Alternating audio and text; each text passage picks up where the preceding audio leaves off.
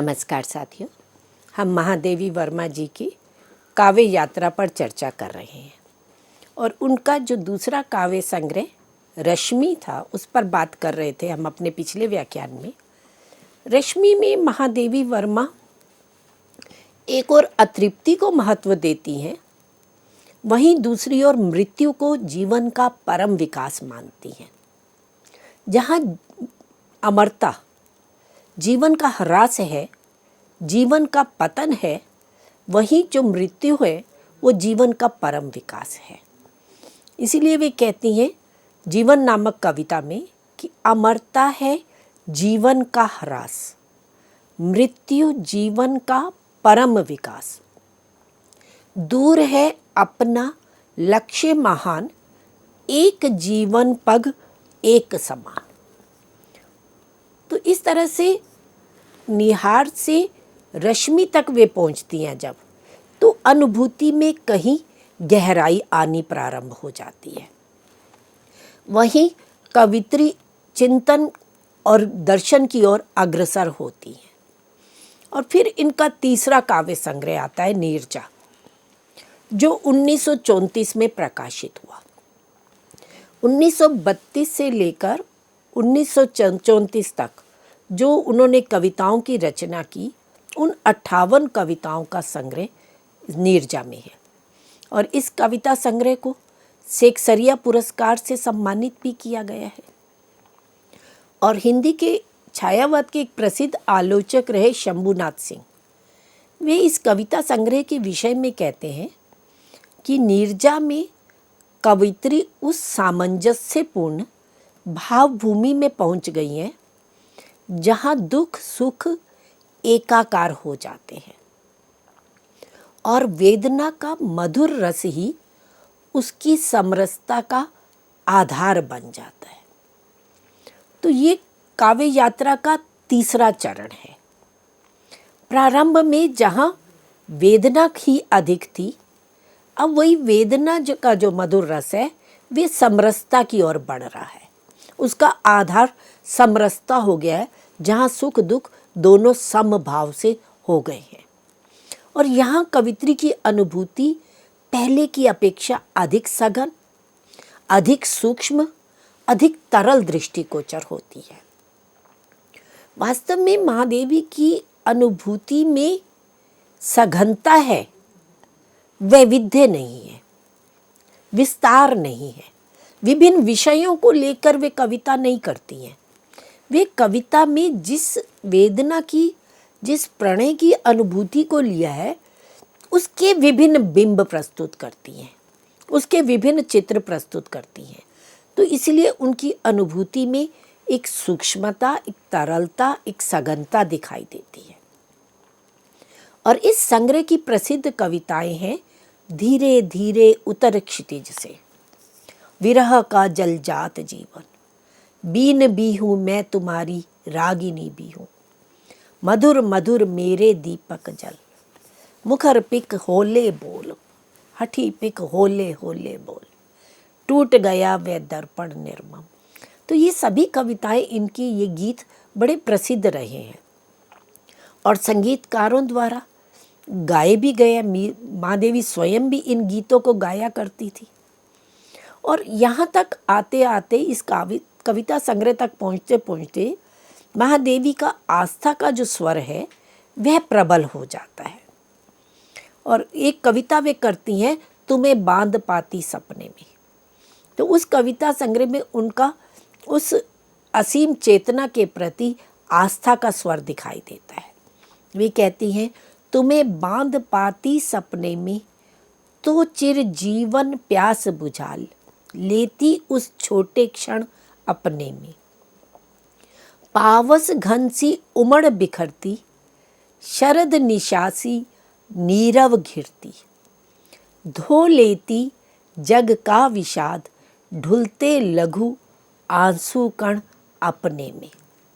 तो यहाँ एक आस्थावादी स्वर दिखाई देता है महादेवी जी का। फिर इसके पश्चात उनका एक कविता संग्रह आता है सांध्य गीत, बड़ा प्रसिद्ध कविता संग्रह है, 1936 में प्रकाशित हुआ।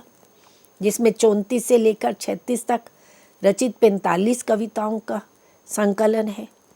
और महादेवी जी का आत्मनिवेदन, उनकी रागात्मकता, उनकी वैयक्तिकता इन गीतों में उद्घाटित हुई है। और सांदे गीत यहाँ पहुँचते पहुँचते वे जो समरसता जो पिछले गीत नीरजा में एक आधार बन रही थी, वह सामरसता का साम्राज्य सांदे गीत में हो जाता है और आस्था यहाँ दर्शन का रूप ले लेती है। प्रारंभिक कविताओं में भावुकता है। जब हम निहार को देखते हैं, रश्मि में वह भावुकता कहीं परिवर्तित हो रही है चिंतन के स्वर में, विचार के रूप में, और फिर रश्मि तक आते आते वे आस्था में परिवर्तित होती है और वही आस्था सांदे गीत में आते आते दर्शन का रूप ले लेती है। और इसकी भूमिका में महादेवी ने स्वयं कहा है कि वास्तव में गीत के कवि को अतिक्रंदन के पीछे दुखातिरेक को दीर्घ निश्वास में छिपे हुए संयम से बांधना होगा, तभी उसका गीत दूसरे के हृदय में उसी भाव का उद्रेक करने में सफल हो सकेगा। गीत यदि दूसरे का इतिहास न कहकर वैयक्तिक सुख दुख ध्वनित न कर सके तो उसकी मार्मिकता विस्मय की वस्तु बन जाती है, इसमें संदेह नहीं। तो इस तरह से गीति काव्य की जो विशेषताएं हैं, वैयक्तिकता, रागात्मकता, संक्षिप्तता आदि, वे सभी विशेषताएं हमें महादेवी जी के गीतों में दिखाई देती हैं। तो ये जो सांदे गीत इनका संग्रह है, इसमें महादेवी के व्यक्तित्व को उद्घाटित करने वाली कविताएं रही हैं।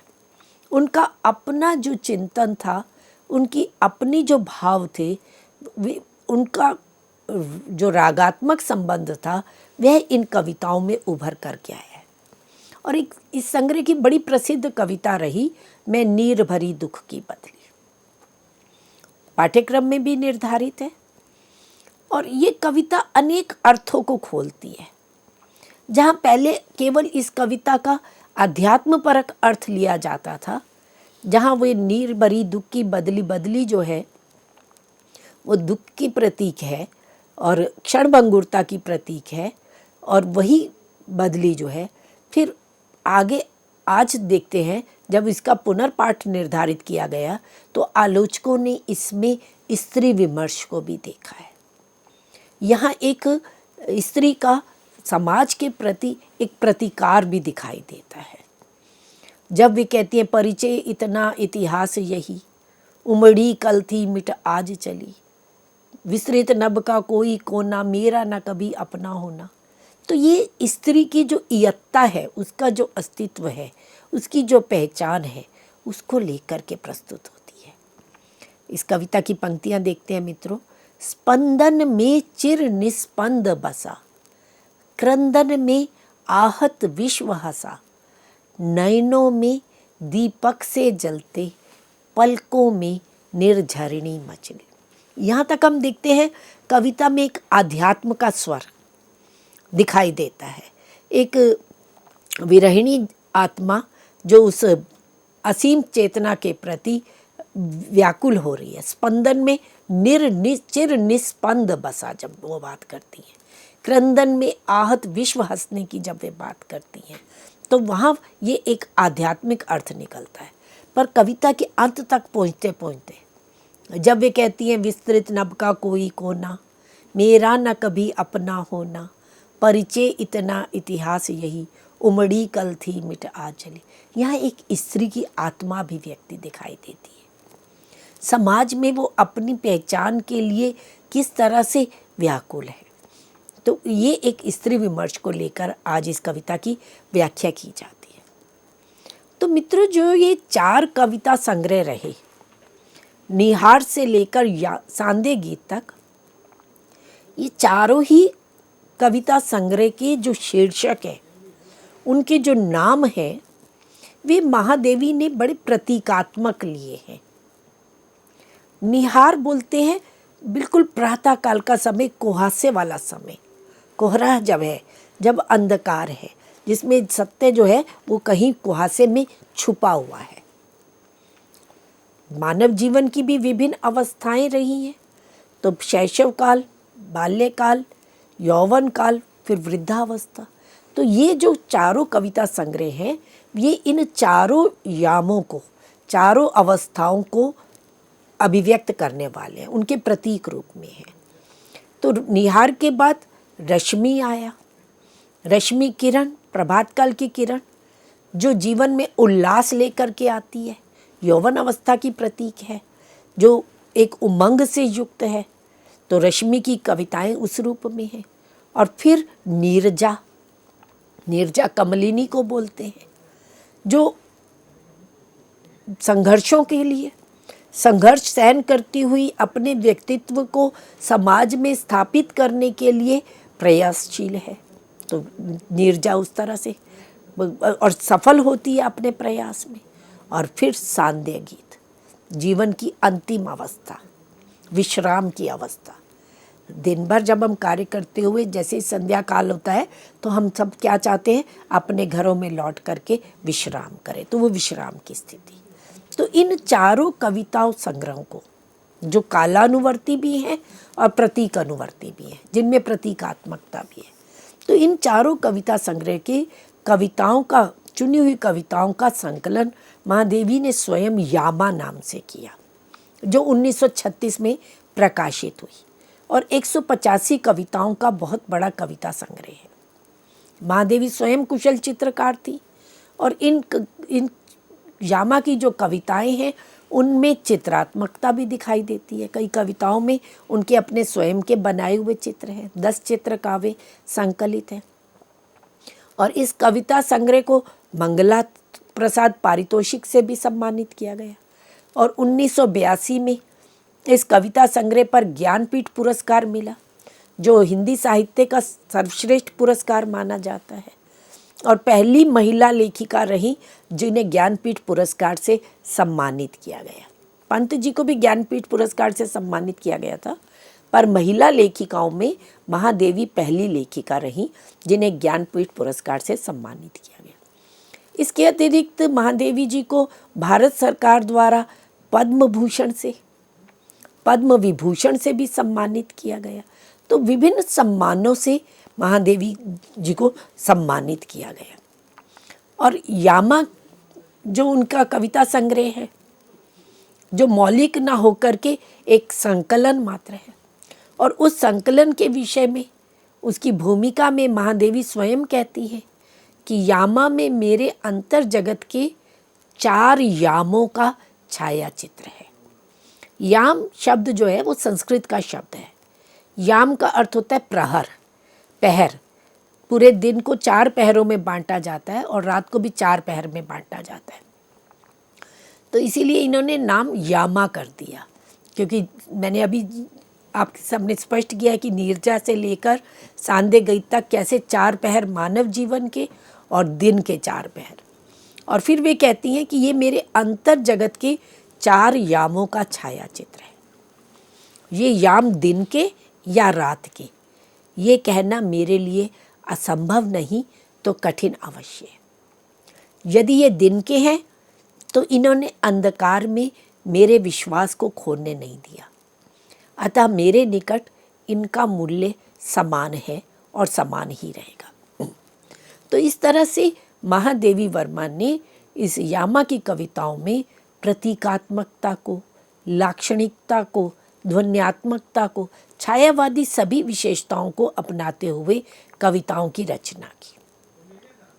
एक अन्य कविता संग्रह इनका दीपशिखा 1942 में प्रकाशित हुआ। 1936 से 42 तक रचित 51 कविताओं का संग्रह है।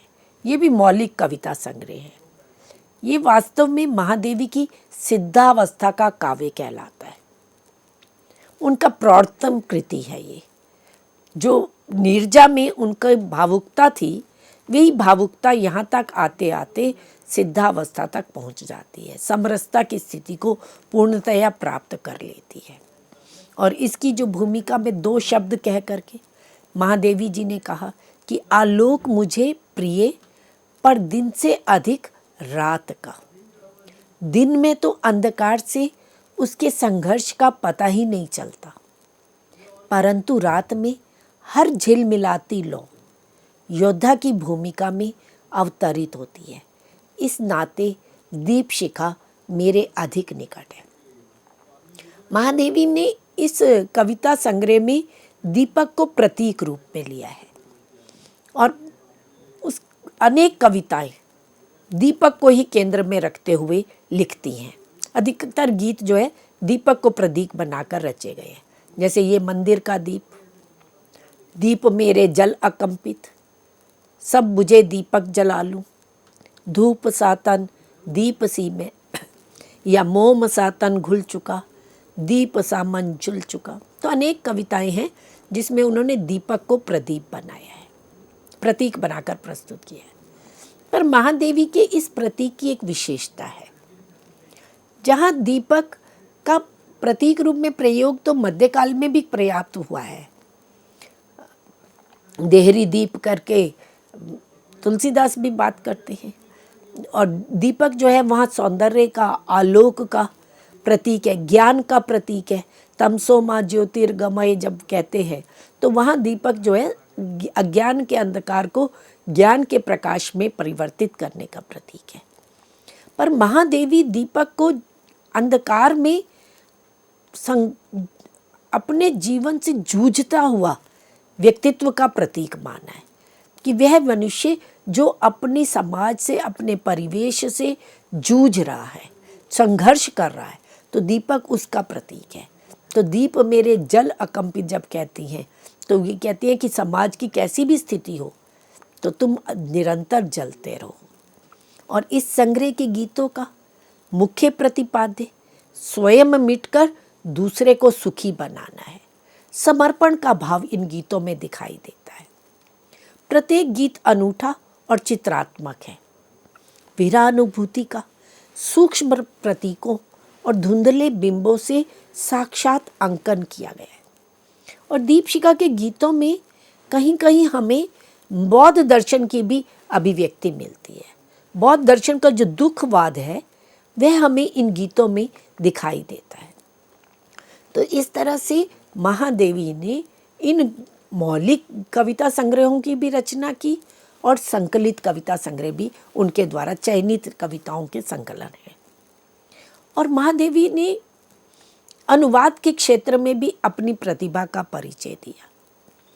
संस्कृत में एमए किया हुआ था, दर्शन शास्त्र में, और संस्कृत के ग्रंथों से, उनकी रचनाओं से वे विशेष रूप से प्रभावित थी, वेद साहित्य से, ऋग्वेद की ऋचाओं से।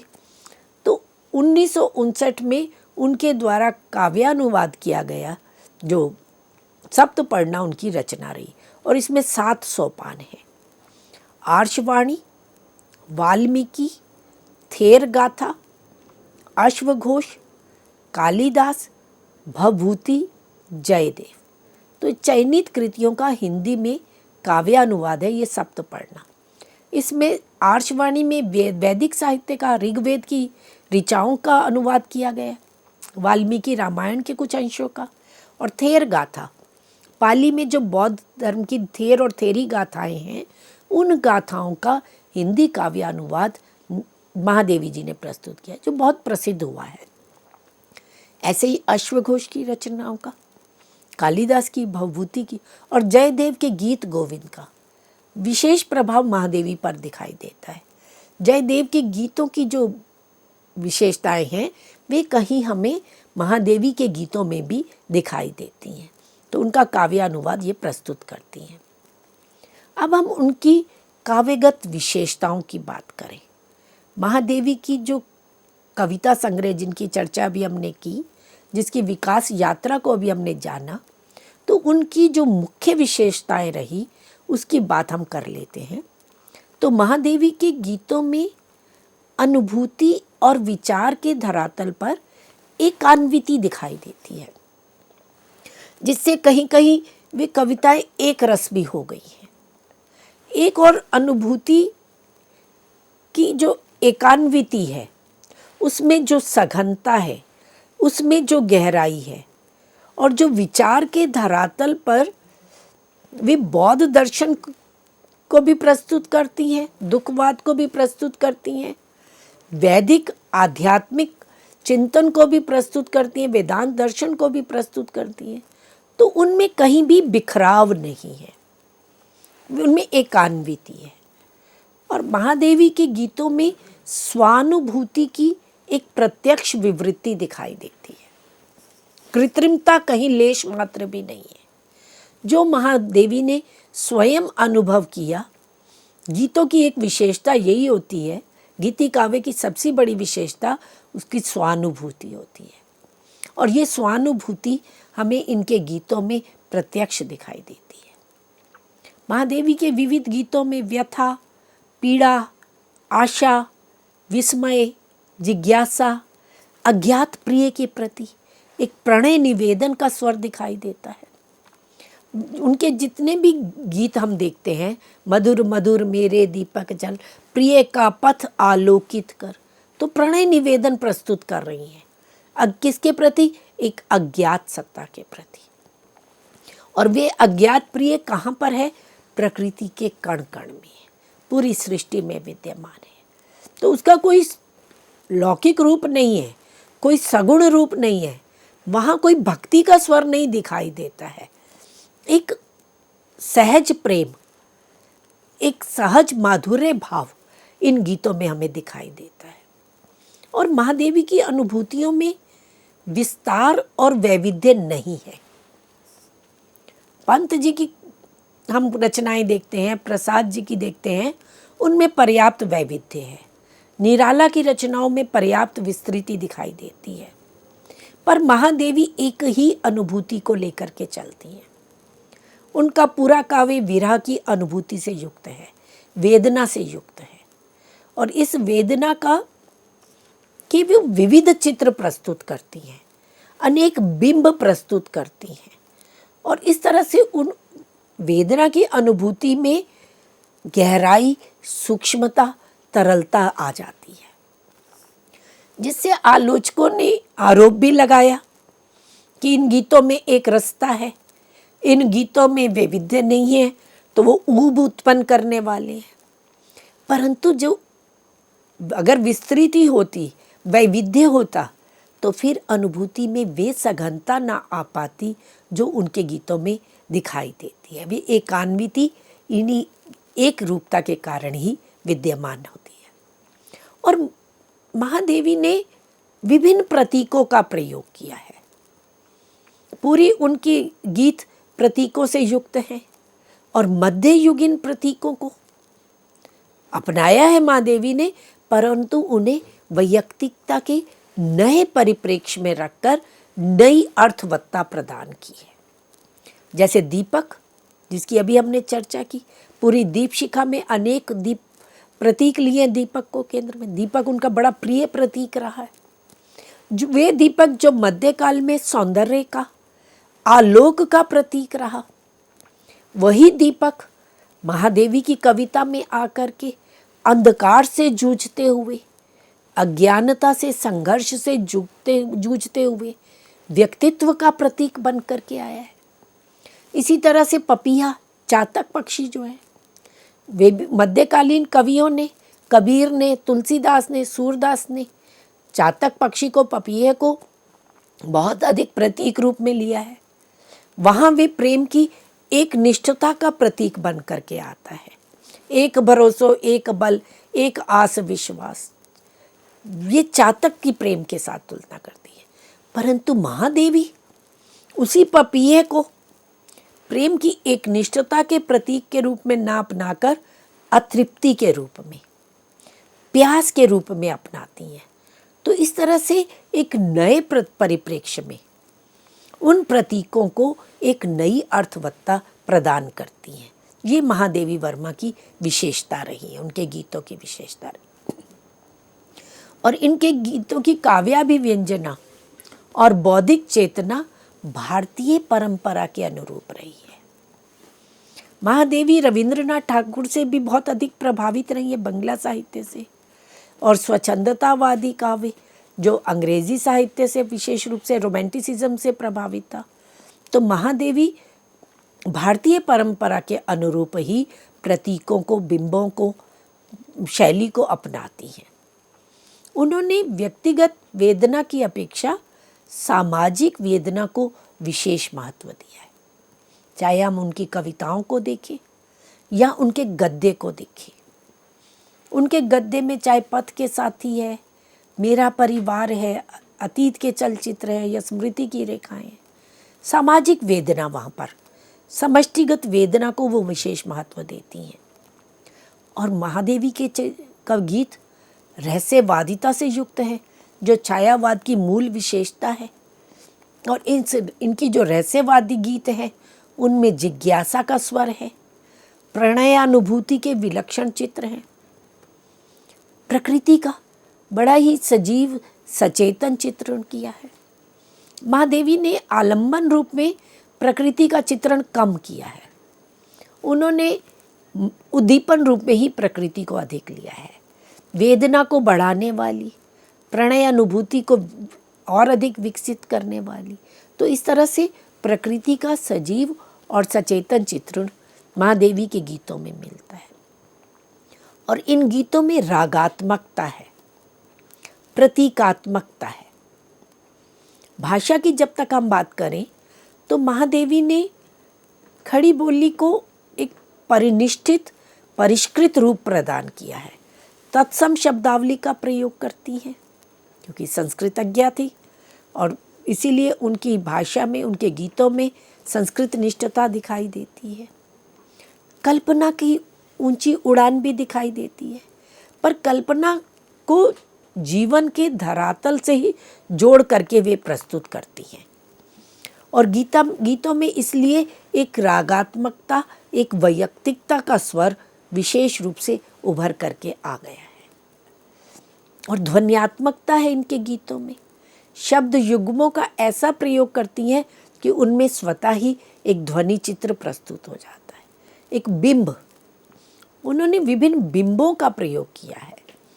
हमारे सामने उनके गीत पढ़ते हुए एक विरहिणी का चित्र प्रस्तुत हो जाता है। और कुशल चित्रकार रही है, शब्द तूलिका का भी प्रयोग करती हैं, शब्द चित्र भी प्रस्तुत करती हैं और कलम से, पेंट से, ब्रश से चित्र भी सुंदर बनाती हैं। तो इस तरह से छायावादी कविता की जो विभिन्न विशेषताएं रही, वैयक्तिकता, रहस्यवादिता, ध्वन्यात्मकता, प्रतीकात्मकता, गीयता आदि, ये सभी विशेषताएं हमें महादेवी की कविता में, उनके काव्य में विशेष रूप से दिखाई देती है।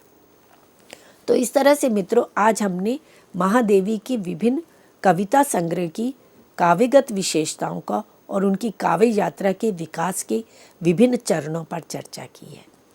अगली बार हम उनके गद्य रूप पर, महादेवी ने जो गद्यात्मक रचनाएं लिखी हैं उनकी समीक्षा करेंगे, उन पर चर्चा करेंगे। आज की चर्चा यहीं समाप्त करते हैं। धन्यवाद।